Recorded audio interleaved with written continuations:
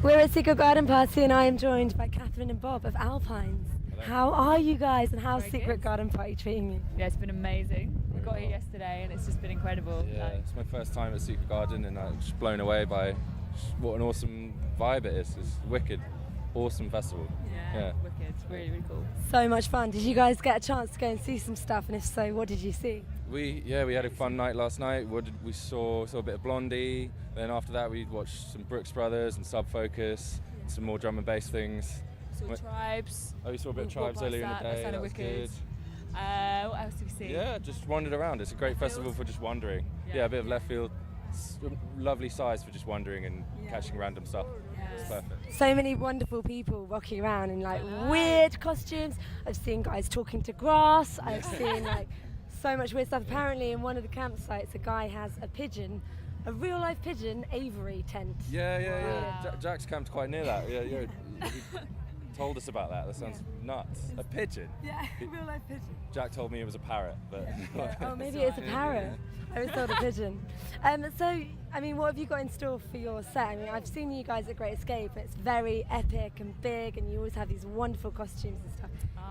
Is that what we can expect here today? Yeah, I think so. We pretty similar. Not much has changed since Great Escape. no, not that much.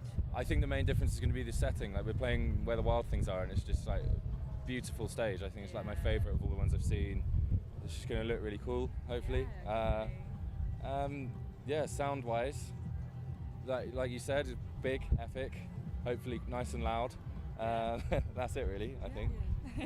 And how's things going for you? Because I have read that you are working on your debut album with a producer behind Arcade Fire. Yeah. And literally, they are probably my all-time favourite band in the world. And I read it and I was like, oh, that's so exciting. How did that come about? That's crazy. That's Craig Silvey. He actually mixed the last Arcade Fire record, and we went to the studio with him. I don't know. I thought it would.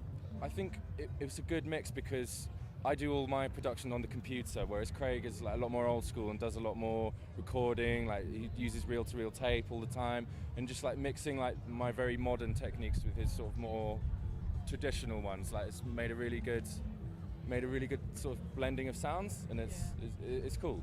So like, yeah, the album's really coming along. Like we're 95% there, and yeah, I think it's gonna be great.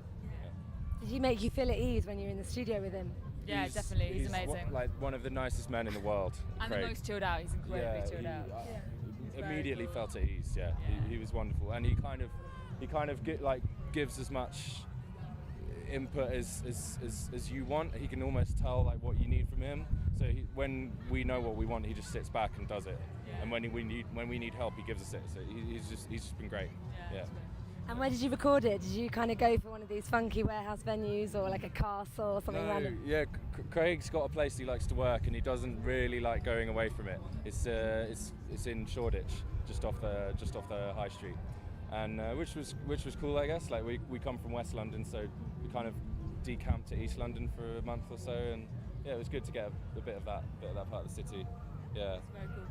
And how would you say the album is taking shape, and how would you say it's kind of moved on from the EP that you put out?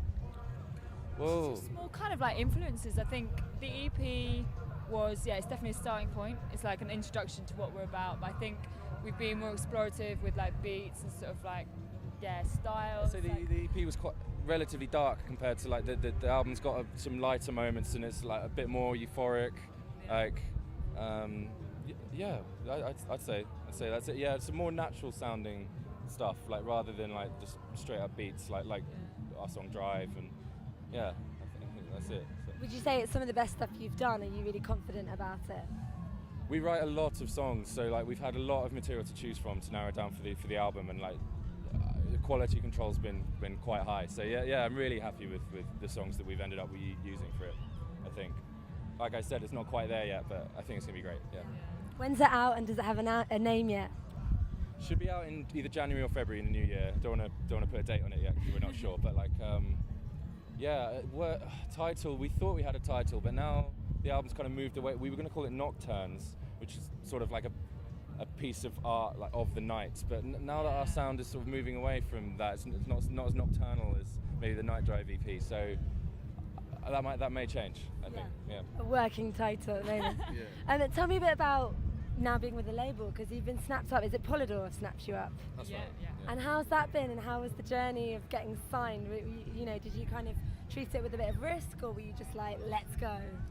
It happened very quickly. I mean, we hadn't done that many shows, and I think it happens every now and again. You gig, and it's just timing, it's luck, it's a lot of things, and we picked up interest quite quickly. It was crazy how quickly it happened, and we didn't really have time to have any doubts about it. It was just like, this is happening, great, and I've really been pleasantly surprised about how much sort of control the label is trying to have. Like, I thought signing to a major label would mean making a lot of sacrifices, but they've actually been really great, and they understand us, and it's been really good so far. I guess that's the most important thing, isn't it, when you talk about signing to a label for new bands? Like, they have to understand you, otherwise what's the point? They're going to completely change what you want to do and take it in a different direction. The first meeting we had with the MD of the label, he was just like, really like it, want you to do some more, and that was kind of it. And he just trusts us to get on with it. Really refreshing, yeah.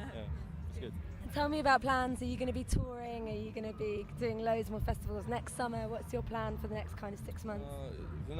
Until the album comes out in the new year, I guess our plan is just maybe do a couple of support tours. We're supporting CSS in August, and then hopefully do some more tours later in the autumn, a couple of our own shows in London, and just build up to the album coming out, really.